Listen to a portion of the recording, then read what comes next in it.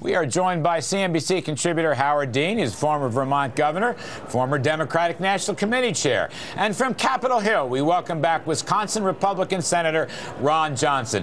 Mr. Johnson, it's a pleasure. Thank you for helping us tonight. I want to ask you right off the top.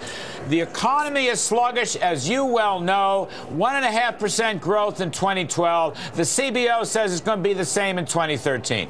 Do you expect any pro-growth measures from President Obama in tonight's State of the Union? Well, hello, Larry. I sure wish he would talk about growing the economy, unleashing this American juggernaut that is just right there, ready to burst. But I'm afraid he won't. I'm afraid he's going to try and punish success. He's going to be talking about increasing taxes, and that's just not going to take care of this. Pro-growth tax reform, using America's energy resources, streamlining regulations, those are the types of proposals he needs to make to get our economy moving again. That's what creates a lot of revenue to the federal government. That's what would actually reduce our deficits, but that's not the path that this president's pursued in 4 years. I don't think he's going to change course, unfortunately. Howard Dean, might Obama surprise us tonight? And I want to raise one thing in particular. Corporate tax reform. I've seen it surface. I mean, former Obama official Larry Summers wrote about this in a Washington Post op-ed piece. Might President Obama surprise us and be more pro-growth? He is pro-growth. What the president understands is that you have to have a strong middle class. The middle class has been under attack for quite some time in this country, partly because of all these ridiculous giveaways to corporations that we have under the name of growth. And I think what you're going to see is this president's going to want to put middle class people to work and help small businesses. That's pro-growth. All right, but we'd like to help small business. We want to help the middle class. But we've had the Obama formula. We've had the spending. We've had the temporary tax rebates. And we haven't had the growth. In other words, where's the goods on this? Where's the beef on this? When you consider what we went through in 2008, which is damn near a Great Depression, I think we've done fairly well coming back from that. It is true that growth isn't as much as we would like, and I think the president understands that. But in order to build this country, you've got to have a strong middle class. The top 1% makes 225 times as much as the bottom, and that is. I don't think we ought to raise taxes to 90% on rich people, but I do think that we need to make sure that middle class people get a fair break again, and that's what's going to make the country strong. Senator Johnson, let me ask you, one of the miracle parts of the economy has been the tremendous surge in energy, as you well know. I want to ask you about a rumor that is floating around Washington today that the president might come out and back the Keystone Pipeline, which would certainly help the energy growth miracle, but he wants a trade-off for a carbon tax. Carbon tax for a Keystone Pipeline.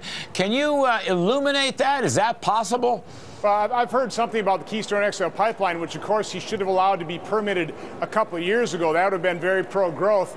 A carbon tax obviously would not be pro-growth. But, Larry, Governor Dean, the way you actually have the middle class do better is by growing your economy. The way you shrink our deficit is by growing your economy. Just with the meager economic growth we've had since 2009, revenue to the federal government has increased by $388 billion per year. If we return to a normal economy like we had in 2007, where revenue was 18.5%, that had $435 billion per year in revenue.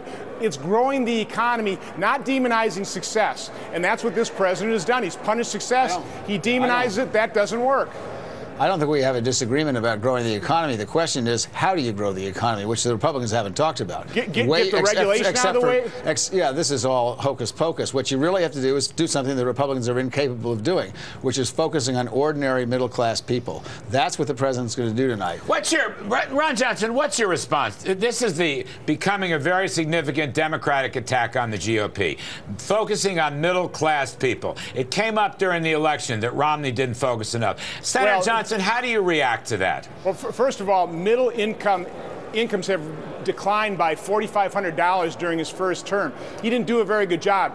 The way you grow a burgeoning middle class is by having your economy grow, to have successful businesses, to make sure that business owners have the incentive to invest, not to demonize them, to celebrate that success. Make sure that we don't have a regulatory environment that just crushes them. Larry, our regulatory compliance costs are $1.75 trillion per year.